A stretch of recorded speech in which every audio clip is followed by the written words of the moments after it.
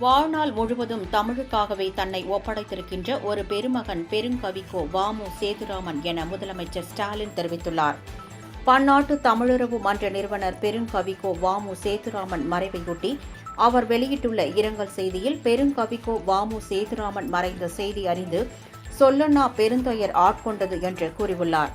தமிழ் தமிழ் தமிழ் என்று தன்னுடைய வாழ்நாள் முழுவதும் தமிழுக்காகவே தன்னை ஒப்படைத்திருக்கின்ற ஒரு பெருமகனை காண வேண்டுமென்றால் அது பெருங்கவிக்கோ சேதுராமனை தவிர வேறு யாரும் இருப்பதாக தனக்கு தெரியவில்லை என்று கவிஞரால் பாராட்டப்பட்ட பெருந்தகை அவர் என தெரிவித்துள்ளார்.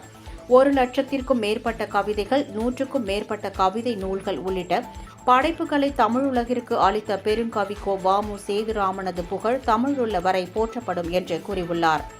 அன்னாரது பிரிவால் வாடும் அவரது குடும்பத்தினர், உறவினர்கள், தமிழ்கூறு நல்லுலகின் சான்றோர்கள், தமிழ் தொண்டர்கள் என அனைவருக்கும் எனது ஆழ்ந்த இரங்கலையும் ஆறுதலையும் தெரிவித்துக் கொள்கிறேன் எனவும் அவர் அந்த பதிவில் தெரிவித்துள்ளார்.